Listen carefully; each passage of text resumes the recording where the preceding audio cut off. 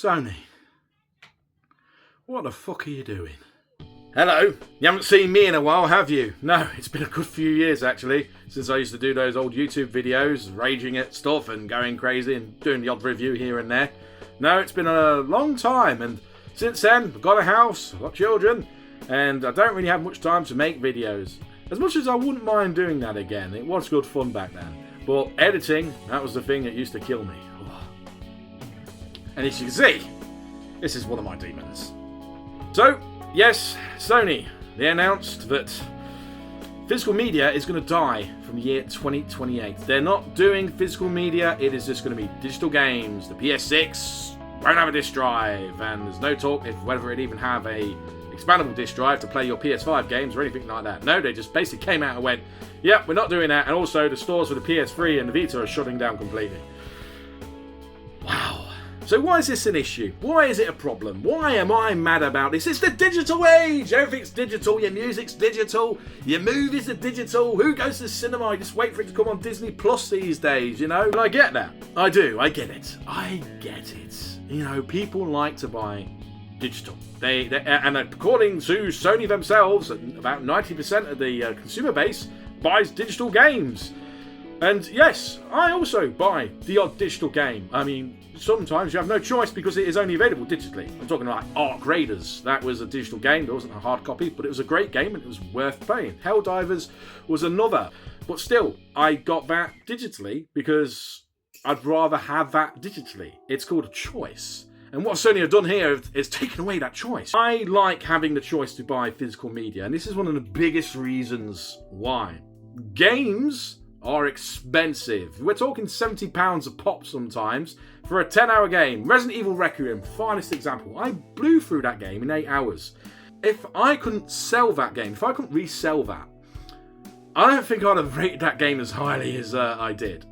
I don't think, you know, if you're going to be paying that much on a game that you can't do anything with after the fact, to me, that's insane. I traded that in, I got about 42 quid back, then that goes towards another game. And that's basically how I've always bought games. I'll buy a game, I'll play through the game, when I'm done, I sell it, so then I can buy another game.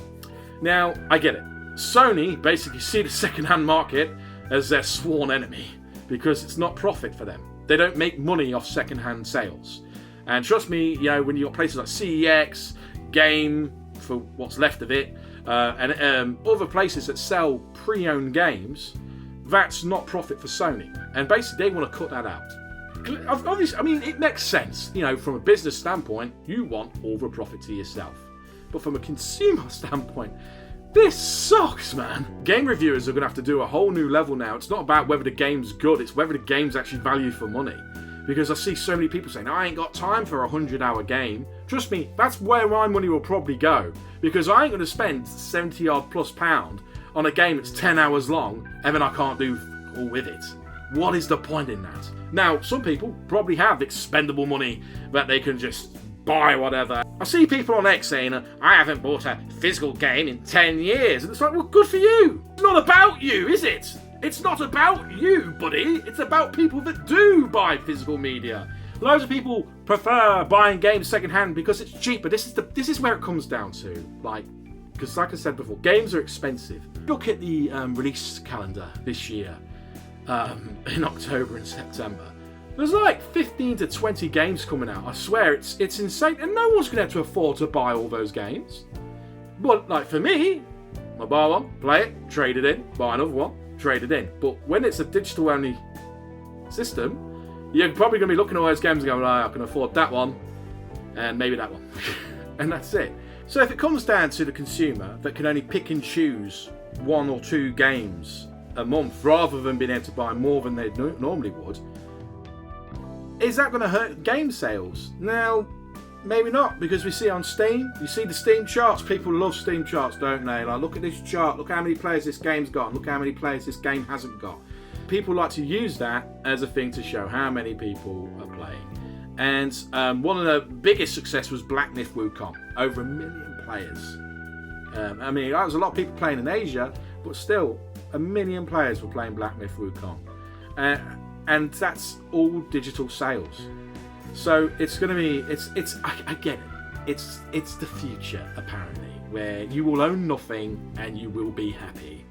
But for me personally, it's an issue.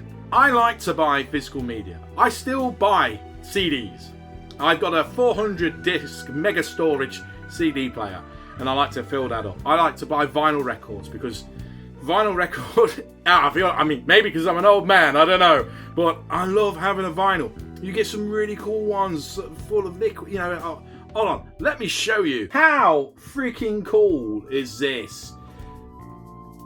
And that's why I like collecting physical things, because you can't get this with digital. You can't. This doesn't happen in a digital era. They don't have to take away Blu-ray discs or 4K discs for gaming. Now, I see an argument, well, you're not going to fit 200 gig on the disc. Not every freaking game is going to be 200 gig, you dork. It's best to have a choice. If it's going to be 200 gig, like, allegedly what GTA 6 might be, then fine. I understand it being digital. Cool, right. Well, if you're like an indie distributor and you're an indie game and you want to do like a physical collector's edition, but you can't now. you got 2 years. The clock's ticking, buddy. The clock is ticking. And it's just one of those things. It's something that annoys me, that there are people, and it's like they don't think about how it affects other people, and that's what annoys me. I don't like how people think, well, it doesn't bother me, so therefore I don't care. And you should care, because eventually it will bother you. So one of the biggest issues, I think, is the possibility of delisting games. And it's not really a possibility, because it actually happens. So a good example are the Forza games on Xbox. Now, a good portion of them are delisted from the Microsoft Store due to licensing issues with the cars and things. But several of the Forzas you cannot buy on the store. Now, if you already own them, you've got them. If you've already bought them, then yes, you still have them. But you can't buy them anymore unless you go to a second-hand shop and buy a physical disc. Then you can play it. Of course, we haven't even started talking about live service games. Oh, my favourite. Oh, Sony don't half love live service games, especially ones that seem to fail. Of course, everyone knows the elephant in the room, and that's Concord. 2 weeks it lasted. 2 weeks. No one cared. No one wanted it. No one asked for it. And that's what happened. 400 million, allegedly, down the drain. Feels like we're still paying for it. It's almost like, there's the whole classic Concord tax as everything goes up in price. Look at Marathon, and I've played Marathon, and it's not a bad game by any stretch. It's all right, It does have a fan base that plays it, and the old classic Steam list. You're looking at about 8,000 to 10,000 players, and a lot of people wanted Destiny 3, and with all the cuts to Bungie, it looks like Destiny 3 isn't going to happen. And Marathon's probably lost Sony again a lot of money chasing this live service dragon, and this is the problem.